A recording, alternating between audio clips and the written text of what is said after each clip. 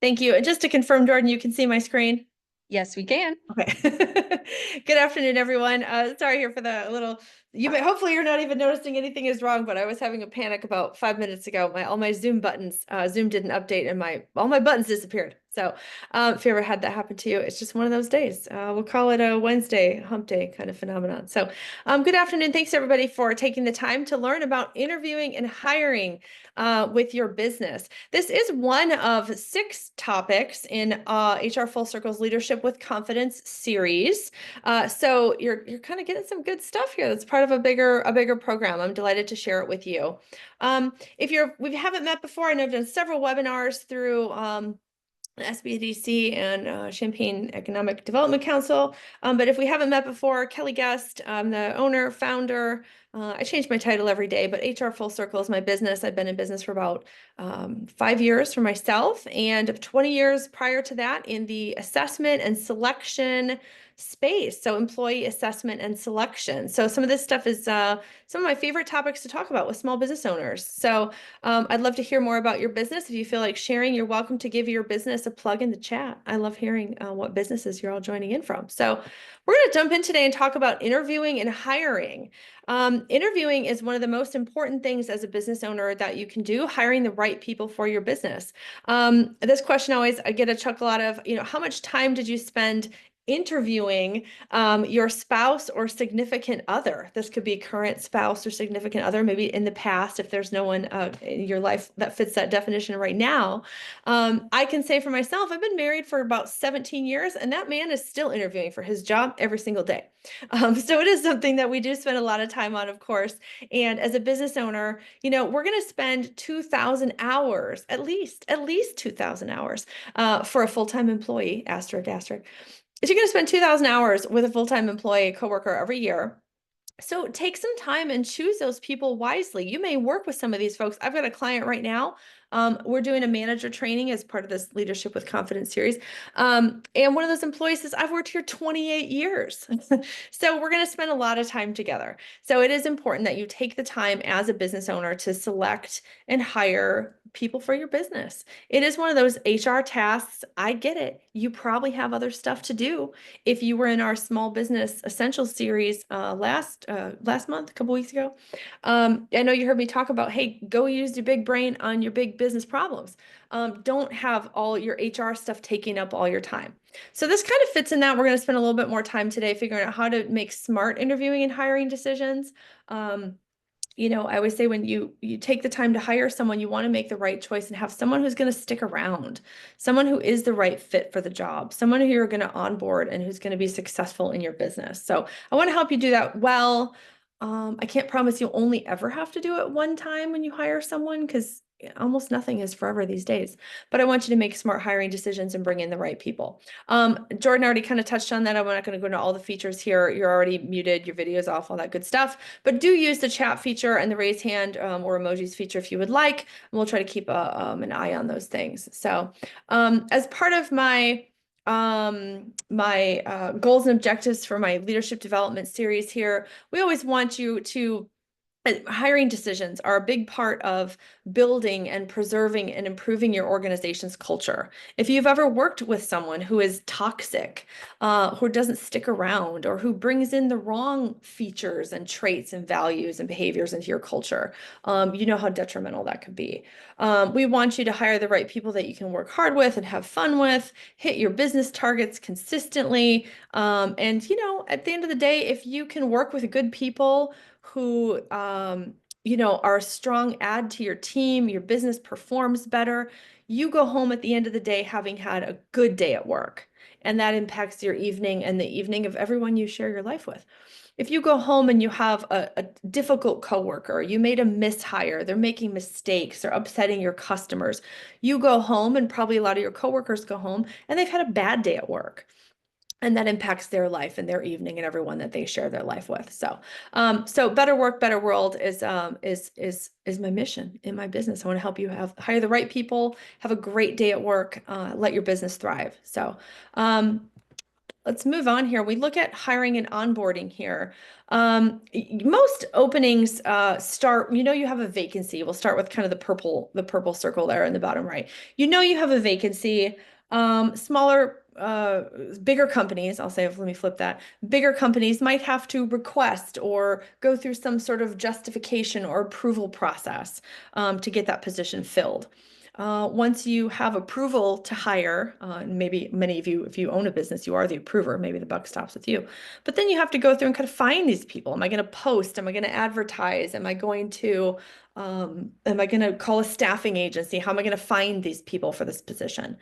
Maybe your process, then you have to screen or kind of pre-screen folks.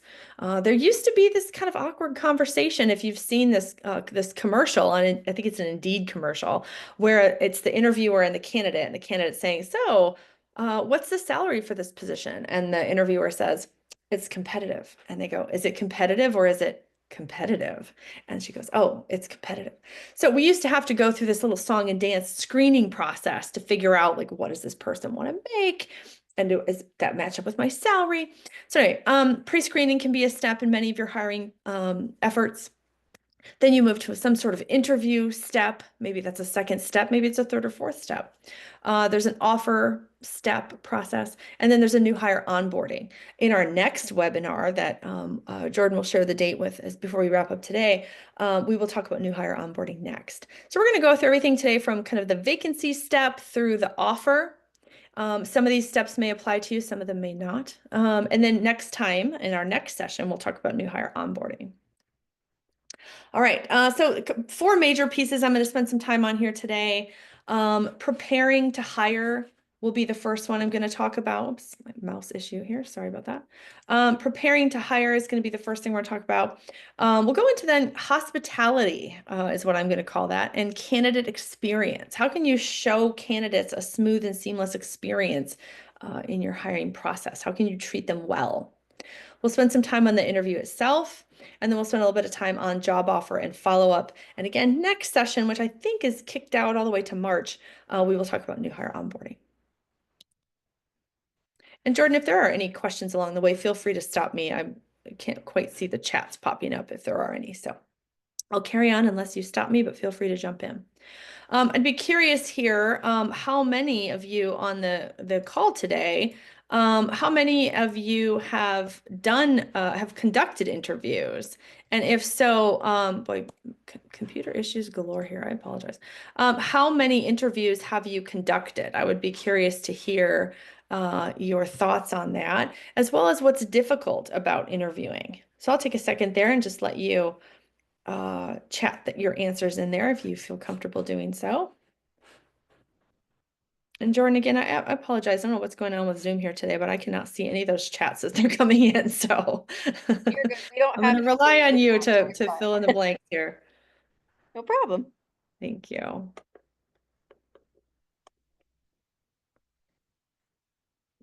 We'll wait a minute. If any chats come in, let me know. And if not, we'll carry on. We don't have any as of right now. So. Okay. But the highest number I've heard, somebody claimed that they had interviewed over 1,000 people in their career. So I myself, I would probably say I'm at least in the 500 or 600s in terms of interviews I've personally conducted. But I've ran assessment and selection systems and helped kind of manage hiring processes for, I don't even know, thousands and thousands for sure. So, all right, we'll wait on that 1 second. The things I tend to hear about interview challenges: how do I know the person's telling the truth? How do I assess for different competencies? Like, I had a call center director one time say it's hard to find people who are patient enough to respond to the same kind of customer inquiries over and over. We want people who take initiative. There's some of these traits can be difficult to kind of pin down. So in the interview questions I provided, hopefully I'm giving you all some of that. So, all right. Any chats there, Jordan, or should we press on? Nope, I'd go ahead and press on. Okay, we'll press on. All right. Shy audience today, and that's just fine. So before you start recruitment, this is just kind of a brain dump of tips here, but I will just say right up front, I hear all the time, no one wants to work. The reality is, everybody's working. There are more job openings right now than there are candidates. Unemployment is very low. It was low going into COVID. COVID obviously disrupted that, and I know it's been a minute now since we all lived through that. But unemployment is still low. So there are more job openings than there are applicants. And in that kind of a market, candidates are demanding flexibility in work locations, hours, etc. They want pay transparency. And in fact, in the state of Illinois now, if you have more than 15 employees, pay transparency is required. You have to post a salary range on your positions. But candidates want to know. Minimum wage has gone up $1 an hour every year for the last 5 years. So that's creating wage compression. And so people, everybody thinks they should at least be making minimum 25 bucks an hour for every type of job. Maybe that's a slight exaggeration, but that's what it feels like. Candidates want good communication, but then they may ghost you. So it's just a tough market. So just go into that kind of knowing, you're gonna cast a fishing line out into the pond and you may catch some fish, and we want to help you catch the best, biggest fish that you can. But not all the fish are going to be interested in your bait. That's fine. All right, so before you get ready again, if you paid any attention in our last series in the Small Business Essentials, have a job description, know what you're looking for, have the details ready, have a job ad ready, have an interview guide ready. Take the time up front to prepare those tools once and not have to reinvent the wheel every time you go to hire. Block time on your calendar. For me personally, and I'll get into this as we kind of continue on in our slides here, but can't say it enough. If I'm posting a job today, I am going to block at least an hour a day, probably for the next couple days, to be screening candidates as they come in, picking up the phone, maybe calling them. And I'm blocking time next week on my calendar to do interviews. If I get a hot prospect candidate that I like, I want to make sure I'm calling them and getting them in the queue, and I'm setting them up for an interview, hopefully before I get off the phone with them. So I want to just make that process efficient. So I'm blocking time ahead for those interviews. And then, if you don't have the time to devote to hiring, get some help. Do you have another employee you can train to do this? Do you have an assistant manager? Do you need help from a staffing agency or a professional who can help you and take some of that load off your plate? To do a bad job at it or a half-baked effort at it is not going to be the answer. So line up the resources that you need to do it well. So there's my soapbox. All right. When we go to hire, many times, again, in my experience working with business owners, leaders, executives, managers, etc., goals for hiring. We want to hire and retain top talent. We want to land the best and biggest fish that we can for our position. So we want to hire the absolute best that we can find, whether it's a new position, added headcount, etc.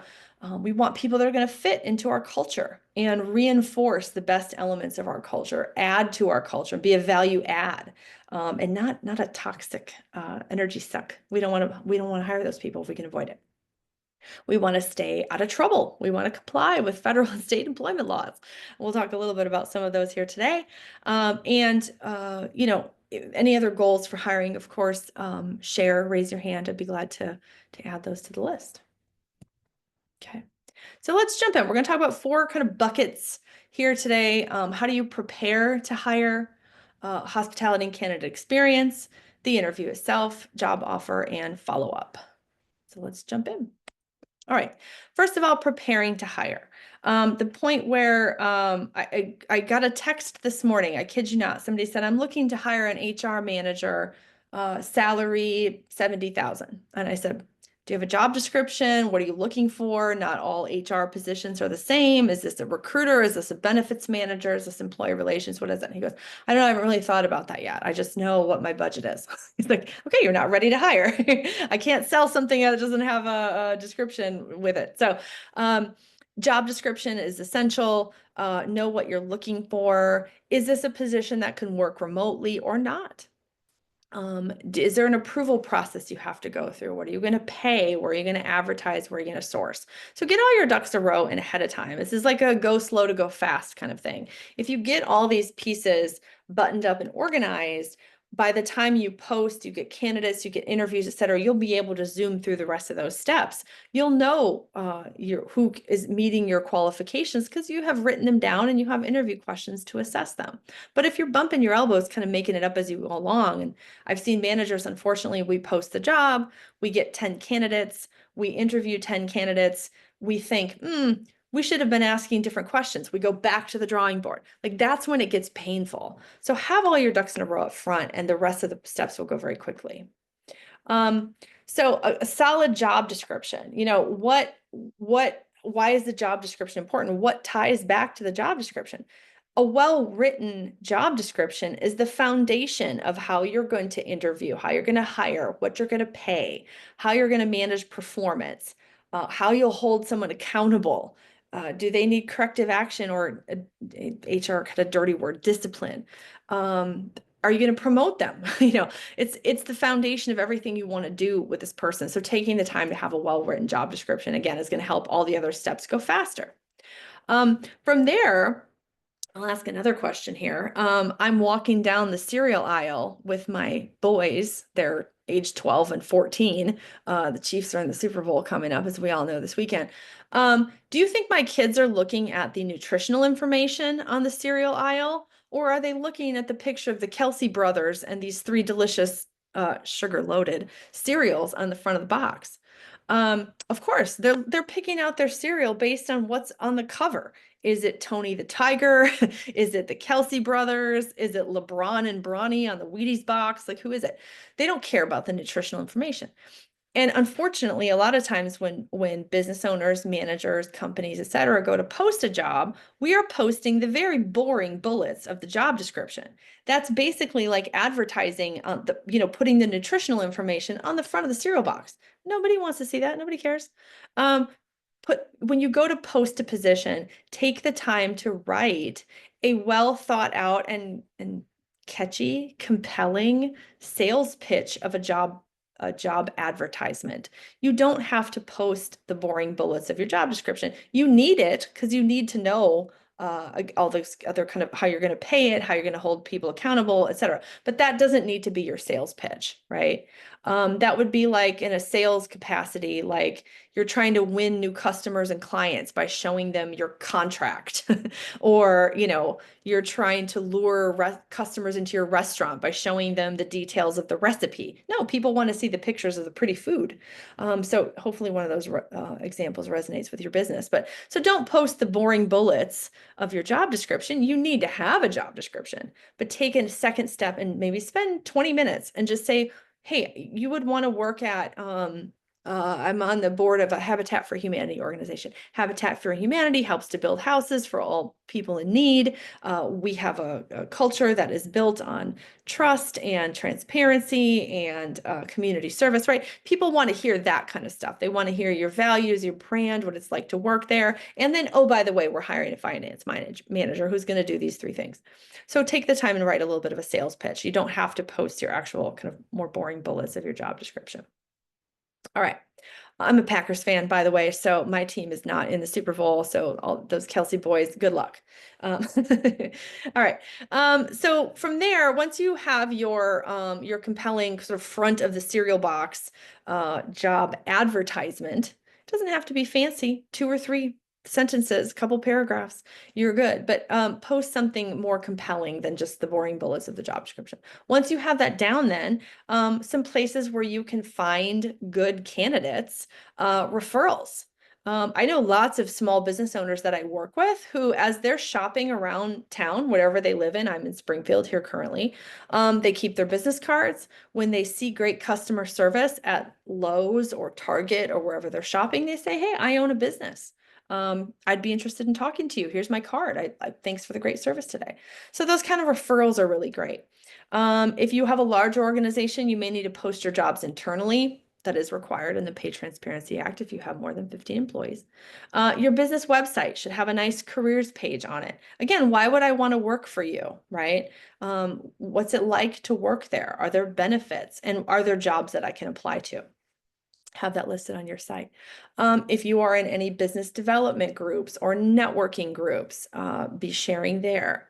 If you think the person you're trying to attract is part of a professional group or association, or your business is a member of the chamber or other types of groups, share your positions there.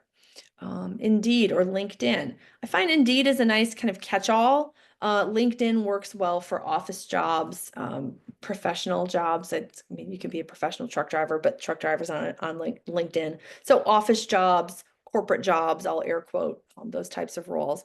College degree type jobs. LinkedIn is a great resource. ZipRecruiter. I mean, these are a dime a dozen, these types of job warehouses these days. So but spread the word. You want to fish in as many ponds as you can manage. And you want to fish in the right ponds. So the last point here, find your candidates where they are. I was working with a large plastics and piping distribution company, and they're always hiring truck drivers. They're posting their jobs on Indeed. And they thought, we're not getting great applicants on Indeed. Well, truck drivers are not on the computer all day. Those aren't computer-based workers. It's just not where they're hanging out. So if you want to find good truck drivers, I worked with this client. We came up with a job advertisement that included a radio campaign that they put out on traditional radio and also Spotify and Sirius XM. And they put up a couple of big billboards in geographies where they thought that they might be able to kind of tap into some of the type of folks that they were looking for. And those avenues worked a lot better. So in this digital age, we think we need to have all our jobs online, but not all your candidates are hanging out online. So find your candidates where they are and get creative in thinking, like, where am I going to find these people, right? What fish are these, what ponds are these fish swimming in? So any questions about that? Again, feel free to jump into the chat. I will say as well, if your business is over 15 employees, the Pay Transparency Act that went into effect January 1st does require that there is a salary range posted, a good faith, air quotes, a good faith salary range must be posted in your job posting. So if that worker is going to work in Illinois, even if they're working remotely and they're based somewhere in Illinois, you have an Illinois business, that does need to include a pay range if you are over 15 employees. All right, so we're fishing in we've got our job description. We've got our interview questions. We got everything lined up. We have a job ad, front of the cereal box. And now we're fishing for candidates in a couple of different ponds. We start getting some hits. What do we do? So your next step then is to have a screening process in place. You might need this, you might not, right? Depending on the side of your business. If you post a job and you get flooded with 50 applicants, you're probably going to pull up those resumes and maybe even lean on Indeed or ZipRecruiter to help you prioritize those resumes. But you want to have a process in place there to know what you're looking for. Be looking for maybe 3 criteria on a resume. Do they have an education, if that's required? Do they have experience? Have they done customer service? Have they done, maybe you swap one of those out. Maybe they don't need a degree, but you want to know that they've had a job where they've had to do multitasking. So high level resume. The goal with resume screening and even a phone interview is to try to screen people into your process. This is not a final selection criteria. I want to take as many of these applicants as I think may be qualified and include them in the deeper dive kind of interview. So in a screening, I'm just looking for basic minimum qualifications. I'm looking, if it's a phone conversation, I want to know that they're minimally qualified, they're interested, and they're willing to work for my salary and my schedule and my location maybe, right? So I'm looking to screen people in. Avoid the temptation with a resume review to nitpick on little details. If they forgot if there's a typo, for example, is the job production typing? If so, that's more relevant. But if they're going to be doing stand-up customer service in front of a cash register, or they're doing food service, or some other, they're maybe in accounting, right? They're not going to be doing production typing. It's not relevant. So avoid the temptation in a resume screen to pay too much attention to detail. You want to screen as many of those resumes into your process and keep out only the ones that don't meet those kind of minimum qualifications. So that's the mindset that I use when I'm screening resumes. I want to know, is there any reason why I wouldn't want to talk to this person? They just have, they're just way off base for what I'm looking for. Then I'll set that one aside. But if they've got, the 3 main buckets that I'm looking for, I'm going to screen them in. I'm probably going to give them a call. So you may have assessments. I work a lot with a tool called the Predictive Index. Indeed, I know has some assessment tools kind of built in. Some I'll throw out a caution around using those. Don't have your candidates go through like 20 assessments, but if there's one that's really relevant, customer service, project management, typing skills, then go ahead and use that. So again, the goal of a screening is to kind of get people into your process and get anyone who kind of meets your minimum qualifications. You want to prioritize them and spend more time with them. Again, questions, feel free.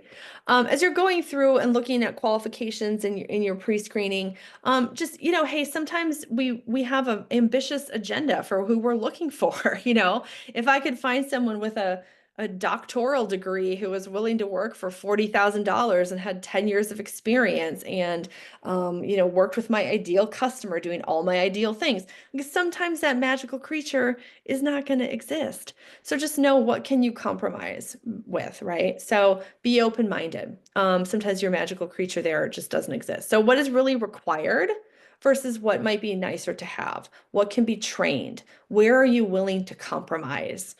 So, again, if you go fishing in your pond and you aren't getting the exact candidates that meet all 50 out of your 50 criteria, can you get by with 25 out of the 50 criteria? That kind of thing. So just be willing to compromise a little bit. Sometimes, again, in a tight job market, sometimes that magical creature you're looking for just doesn't exist. Now, if the economy, and I'm not saying I want this to happen because I do not, but in an economy where unemployment is high, employers can be more choosy, right? Candidates are now willing to make the compromises. But in a low unemployment market where almost everybody is working, employers are the ones saying, well, I really wanted this, but this will do. So be open-minded there. So again, I think we kind of covered most of the topics here under hiring prep, job description, write the job ad, you post the job everywhere you can think of, social media, et cetera, wherever your candidates are. Consider referral bonuses. If that's an option, have a program for that. If a couple bullets, write that down for your employees to offer a referral bonus if that would be helpful. What else is here? And again, if anything here on this wish list you want me to dive into more, I will. But if you have a staffing agency, I think some employers think they can kind of lob this whole process over the fence to a staffing agency. And a staffing agency will offer a lot of assistance, but you're still going to need a job advertisement or a job description. You're still going to know what those criteria are. You're still going to have to talk to the candidates, so it doesn't take everything off your plate, but they can be really helpful in helping you source the right talent if you're clear on what your criteria are. You still have to hold the staffing agency accountable, but I certainly can appreciate that can take a lot of the load off for you. AI, I get a lot of questions about AI these days. And again, I think there's some value there to be had, but it's not like you're going to be able to kind of dust your hands of the hiring process. If you're hiring people want to know what other people are they going to be working for. Especially as a smaller business, I think some of the video-based and kind of AI tools just are as much a distraction as they are an efficiency. Bigger companies, I see having a little bit more success there, but a lot of my smaller business clients, startup clients, et cetera, you're going to want to talk to people and kind of see what's out there. So I wouldn't lean too heavily into the AI stuff. Again, any questions, feel free to jump in. All right, so let's move on. Let's talk about the candidate experience, maybe a little hospitality, scheduling, tips and tools and best practices. We'll talk about some of those topics. All right, so a couple thoughts here. Again, bigger companies, probably a lot of small businesses on this call here today, but when I work with larger clients and you get internal candidates, meaning an existing employee who is interested in this new position, there's a lot of benefit if you do have internal applicants. They already know your company, there's room to grow, they like that career development. If you do get internal candidates, my off-the-shelf advice is treat them like a VIP. They already work for you. Give them an opportunity. They may not be the magical creature that you were hoping to recruit for the role, but if they meet the qualifications, you'd be well served in a lot of cases to give them a chance. At least offer them an interview or a conversation or, have a chat with them about the responsibilities.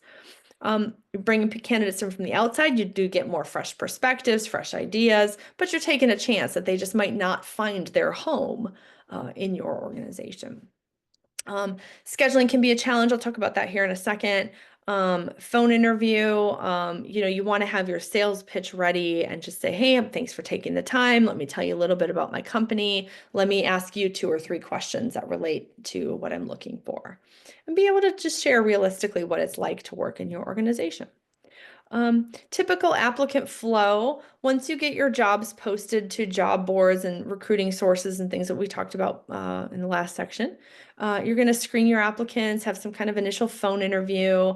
Again, I like to block time for those things. If I'm posting a job today, I'm going to have time blocked up, and I'm not going to post that job until I know that I have time in the subsequent 5 to 7 days to be looking at resumes and screening them and prioritizing them and calling them back. If I'm posting a job today, I'm blocking time probably next week and the week after. I'm going to try to grab a couple half days if I can and slot some candidates into those interview time slots. I don't want to be having to chase down time blocks and call people back 10 times and this and that. So I'm trying to get an efficient process. If I want to post the job today, I will only post it if I know I've got time in the next 1 to 2, 3 weeks here to manage the process, and I can block the time to devote to it. If you can't, then wait to post it or get some help. I generally like, if I have a hot prospect applicant, I want to call them within 24 hours and I want to get them into the interview within a week. And then once you've had that interview, you're going to follow up. If you have HR, cool, but you're going to follow up with the candidate or any other kind of sources of approval you may need to make with your before you can make a decision. Again, if anything else here you'd like more input on, definitely let me know. This slide, there's a reference to a workbook. You can ignore that. I must have forgot to delete that from my larger leadership training. So candidate communication tips here. You want to always keep things positive. You want to be timely. Again, unfortunately, some candidates are going to ghost you, and that just, it is what it is. But don't let that become a barrier to you being friendly and timely. Do your part. That way, you know it's on them. It's not on you. You can sleep well at night knowing that you did what you were supposed to do. They might not get back to you. It is what it is in this tough market.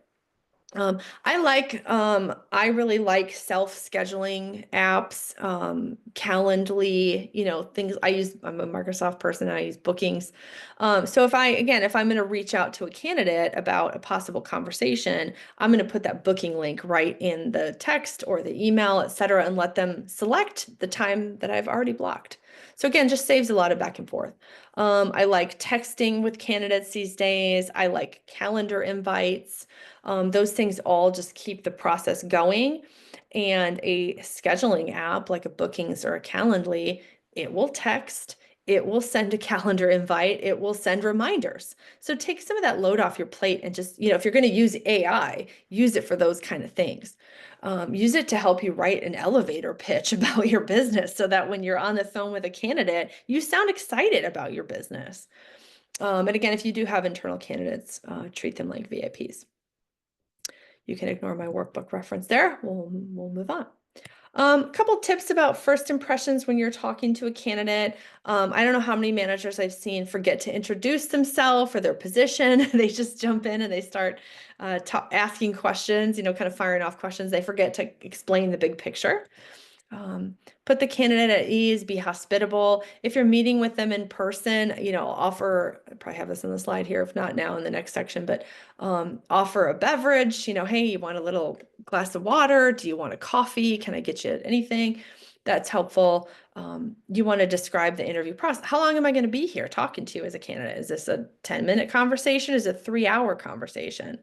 I was in for an interview once. They had me 6 hours. I sat in a conference room.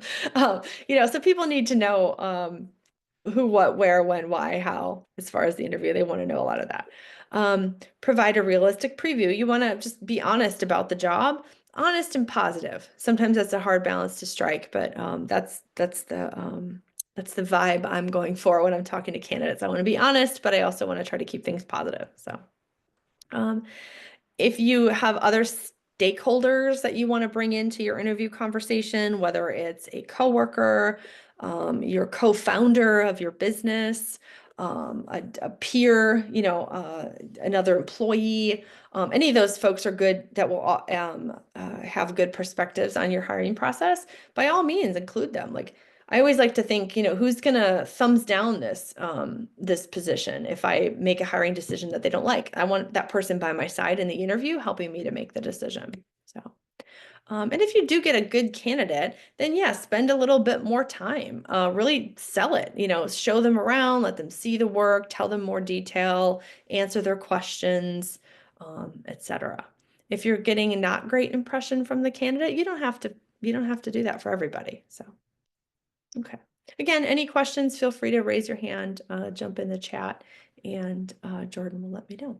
All right, let's jump into the interview itself.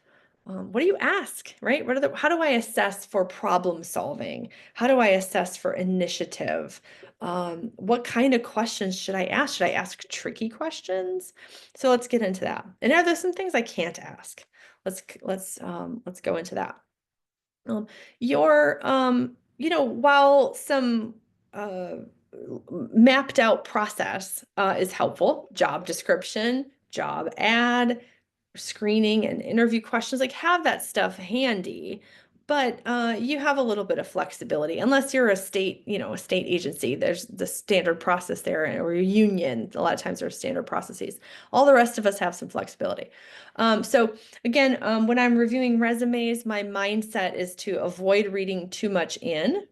I want to highlight a couple of strengths that I will confirm, right? So if I see that the person has a computer science degree, when I bring them in, I'm going to ask them some interview questions about that background. So I want to confirm those strengths.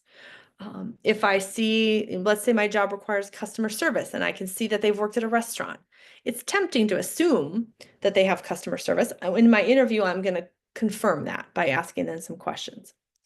If there's a weakness in the resume, maybe I was really hoping to see more multitasking or project management, but I they've hit 4 out of my 5 criteria. When they come in for the interview, I'm going to explore those areas that I don't see. So that kind of mindset, confirm strengths, explore weaknesses. I want to dig into their experience. Can they be trained? Are they interested in training? Have they done training in the past? I might ask some questions about that. You might, again, use some online assessment tools. You might have them shadow. You might have them do a work sample, just depending on your job. So, really sit down and say, what are they going to do in this job? I want to ask about that. What are they going to create or produce in this job? Do I need to see a sample? Those kind of things can all be helpful. I also always like to kind of know what motivates people, personality wise. Do they like projects or processes? Do they like people or tasks? So I'll ask some questions a lot of times about those things.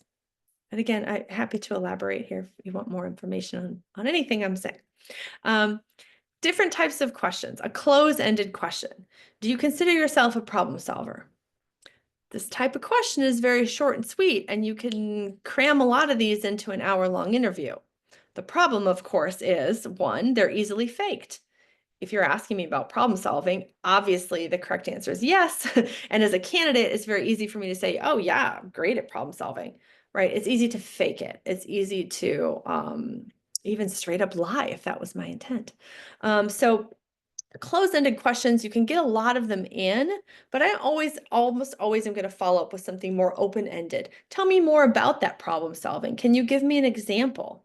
The one on the screen here says, tell me more about a manager that you really thought highly of. What did you like about their management style? What are you looking for in a manager? So I like open-ended questions. Most of those kind of start, they can't be answered with a yes or no. And many open-ended questions start with who, what, why, when, how. Who, what, where, when, why, how. There you go. Situational questions. These are the ones everyone loves to hate, but how would you handle an angry coworker? How do you deal with stress? Can you tell me about a time? The behavioral also, the type of questions all candidates love to hate.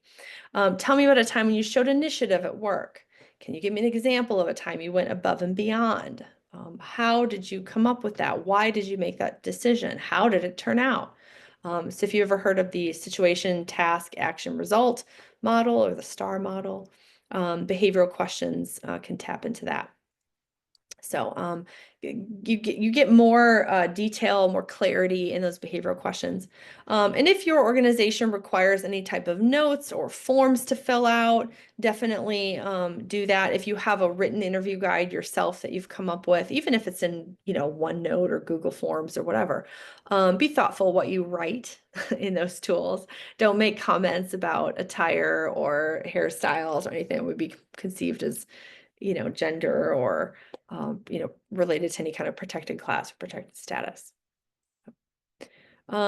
In the handout that you will receive, I put some interview thoughts there for inspiration.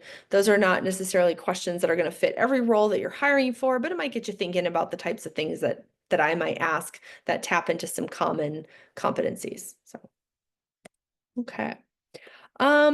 All right. And then in addition to some standard questions, your goal in an interview, the candidate should be doing most of the talking, right? It's almost 80-20. Like they should end up doing 80% of the talking and you maybe 20%. So asking, if they do give you short and sweet answers, are you good at problem solving? And they say yes. Can you tell me more? Can you give me an example? How did that problem turn out? Did you learn anything from it? Why did you solve it that way? The goal of the interview is to keep them talking. You can't assess their skills or tap into their level of knowledge or experience if you're the one doing the talking. So these types of probing questions will keep them talking. So I like to have a couple of those at the ready as well. Next thing I always like to talk to managers about in interview training is the concept of bias. On the screen here are 3 of the ones that I encounter a lot. I could probably come up with 20 of these. So these are by no means a comprehensive list here, but these are ones that I see happen a lot. The first one is a first impression bias. Candidates are making a lot of assumptions when they come to meet with you about attire and timeliness and who knows. I had a situation the other day where candidate was coming to an interview and the Google Maps location was incorrect, so the candidate went to the wrong place. Well, the hiring manager was upset that they were late. I'm like, it's not their fault, right? So first impression bias allows you to just get off on the wrong foot, right? So the first interaction with them, maybe they give you the cold fish handshake, right? When they go to shake your hand, it's like, bleh, instead of some people really like that handshake. So we allow that first impression to think, oh, their handshake was weak. They must be a terrible hire. No, go through, ask your questions. Is handshaking relevant to your position? Maybe not. So just watch out for that sort of halo effect where you meet them and you immediately like them, or that horns effect where you meet them and they just give you a bad first impression. If you have your criteria laid out, you have your questions laid out, you will go through your process and you will get a better read on them versus that one snap decision. I know a lot of managers like to go with their gut, but balance that out with the questions and the criteria that you've laid out that are essential for job performance in your organization. So that's first impression bias. Watch out for that one. Just check yourself. Go, oh, hold on, self. Let's make a decision here. Let's take a time out. Similarity bias is another one where, hey, we went to the same school. We like the same hobbies. Oh, I have a shirt just like that. All of a sudden, we think we're best friends with this candidate. Again, use your criteria that you've laid out to assess whether they meet the criteria for performance in your job. Contrast effect, while to some extent you are trying to find the best candidate for your role and compare candidates, you want to make sure that you're comparing the candidate to their ability to do your job, not necessarily to each other. So just a couple biases there that we want to watch out for. Let's see here. And I thought I did see a chat pop up there. So Jordan, if something pops up, let me know. What not to ask. There is a list of stuff we don't want to be asking. So how old are you? Where are you from? How many kids do you have? What do you weigh? Right? Stay away from those. What religion are you? Were you in the military? Those would be all the bad the bad small talks. If you want to make small talk, how was your drive here? How about that weather today? How about those Chiefs? Hobbies, things like that. If somebody does get into and mentions that they have kids, they mention their age, their graduation year, etc., you don't have to make a big deal about it. Just move on. Um, if you have an interview guide, move on to the next question on your interview guide. Oh, that's great. You have a family. That's awesome. Let's get back to talking about problem solving. Tell me about a time where you solved a difficult problem. You can easily transition back into your list of questions. I will say as well, in Illinois, again, you cannot ask about salary history. What are you making now? What did you make in your last job? Can you verify your history of pay increases? You can't do any of that. What you can do is say, this job pays 50,000. Is that in the range you're looking for? Right? So you can do that. You can ask what amount would it take for you to make a move? You can do that. And if you are over 15 employees, you do have to post a pay range. So watch out for that. Kelly, we did get a question if you wanted to answer it. Sure, I would. Thank you. It says, from your experience of conducting an interview, what is your take on an interviewer asking questions during the interview? The interviewer or the candidate? It does say interviewer, but I believe they meant interviewee. Okay, yeah. The interviewer should definitely be asking questions. The person being interviewed, the candidate or the interviewee, best practices would be that, as me as a candidate, I'm a curious person. I want to know that I'm going to like working there. I'm probably going to come with some questions. Some candidates, believe it or not, still kind of feel like, well, I don't want to rock the boat. I'm an easygoing person. I don't want to offend them and ask a bunch of questions. So people come into it with some false assumptions, but I enjoy being asked candidate questions by a candidate. If I am the candidate, I'm going to come with some questions. So, best practice would say, yeah, they should ask you some stuff, but don't read too much into it, I guess, if they don't. So for me, I want to know about the culture and who I'm working for and typical projects and coworkers, all that stuff. But some candidates think it's better if they present themselves as low maintenance and easygoing. So people have all kinds of false assumptions sometimes. So don't be too hard on them if they don't ask a lot of questions. And if they come with like 20 questions, I might answer the first two or three and then say, well, let's see where this heads. And, if we feel like there's a fit, I'd be glad to answer all your questions. So, all right. If you do just legal kind of 101 here, request for accommodation. So again, if you're over 15 employees, you may not be. You do fall under Americans with Disabilities Act. You would need to make some reasonable accommodations if the candidate asks for it. So usually if that happens, if you have HR, you have legal counsel, I would pick up the phone and say, hey, a candidate asked me. A good example, I work with a broadband company. The job involves splicing different colors of wire together. And the candidate came in and said, hey, I just want you to know I'm actually colorblind, but I wear corrective lenses. So I have an accommodation that I wear corrective lenses to do this job. And the manager said, thank you for bringing that up. I'll talk to my HR. Sounds like maybe not a problem. Let's carry on with the interview. So what they put in writing was that the employee, they did make him an offer, and he was just in writing that he would have to wear his corrective lenses in order to be able to do the job. So easy accommodation. Not all accommodations are that easy. So if you do find yourself, one, if you're over 15 employees, two, if a candidate brings this up, and three, you feel like you need to interview them or you need guidance on whether or not you could hire this person, call your HR, call your attorney, seek some outside advice. And, if you're over 15 employees, you would need to at least consider whether there's a reasonable accommodation there that could be made if they ask for it. It's kind of advanced topic, so I don't want to spend a ton of time on that. Just know that it's a thing. And if you're over 15 employees, pay some attention to it. Ask for guidance if you need to. All right, so you've asked all your standard questions. You've asked all your candidates kind of the same 5 or 6 questions. Some of them really stood out. Hopefully they asked you some good questions in return. Job offers, HR or owner, business owner, a lot of time is going to do a lot of the heavy lifting with job offers. So, if you're the hiring manager, Maybe you're making the offer yourself. If you're the business owner, you likely are.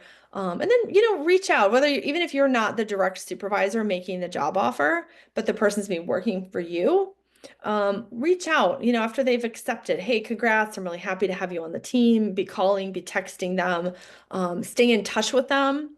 The period, a lot of times between when they accept the job and they start, a lot can happen. So stay in touch with them, kind of keep them connected. Maybe send them a card or a logo t-shirt or a hat, something for your business, get them excited. Um, Job offers, you have to go back to your budget. What did you post and tell them the job was going to pay? Good faith, you need to kind of stick within that or be close to it. I like a verbal offer followed up by something in writing. I like my offers to be really positive. I want them to feel warm and fuzzy. Hey, I was really impressed with your customer service, and your skills. I'm really excited to make an offer to you. So I want to start off with something really positive. And again, if you've completed the Small Business Essentials Toolkit, you'll have these things at the ready. You don't have to reinvent the wheel every time. You want to speak to all elements of the compensation. If pay is all you're offering, then that's easy. But if you have time off or other kind of benefits or retirement, those things all have a cash value. And I want that number in my candidate's head. So, hey, I'm going to make you an offer. It includes $50,000 of base pay and a benefits package that's worth another $5,000. So all in about a $55,000 offer. So I want that number in their head. Negotiation is okay. They may come back and want to, have a reason why they want or need more money, or they feel that that's justified, and that's normal. That's part of the process. Just like when you go to buy a car, right? I mean, you're just going to expect there's probably going to be some back and forth, and that's just normal. So if you have HR or you have a legal counsel or you have a senior leadership, again, I know you all are in different kind of business backgrounds here, but you may want to maybe you're the HR person for the day. I know business owners, we wear a lot of hats. You may need to do a background check or a reference check. Definitely follow up with a written offer letter. I want the details in writing of the pay, the time off, the reporting relationship. Is it exempt or non-exempt? So I like to have those elements in writing, start date, all that kind of stuff. I like to follow up with a written offer letter. And then finally, a turn down. By the time you don't have to turn down every single person who submitted a resume, but if you talked to them or you had any interaction with them, a courtesy to say, hey, I appreciate the time you spent. At this point, we have gone with someone else, but please keep us in mind. So it is nice to let them know that a decision has been made. I don't want to keep them hanging. I want to leave it on a positive note. Maybe they're going to come back in the future. Maybe they're a customer, right? So treat them like a customer. And definitely let them know if you have future opportunities that might be good for them. So, um, well, uh, ended up yapping here a little bit more than I intended to. It's getting close to 3 o'clock. So get your questions in. I'll kind of wrap up here. We did talk about kind of the state of the job market, the importance of preparing ahead of time, the importance of a job ad and an interview plan, and just dedicate the necessary time. It's a time-consuming job, but it is part of the job of a business owner or leader. So invest the time in it, whether it's yourself or you need to bring in some reinforcements from a staffing agency or other support to help you. So just think, are there any adjustments that would be helpful for you to make to improve your interviewing and hiring process? How could you do that even better? So I'll leave my contact info here if you don't get your question in today. You're welcome to shoot me an email or give me a call. I'm happy to follow up even as kind of under the umbrella of this webinar here. I'm happy to follow up with you, or I always do, an initial kind of free consult. So reach out. Any other questions, Jordan, that have come through? Thank you so much, Kelly. Yeah, we actually did get a question that just came in. It Okay. says, for someone just starting the hiring process in their small business, are there any good background check services, or is this more just calling their references? What if they will work with money or children, etc.? How do you get more thorough background checks?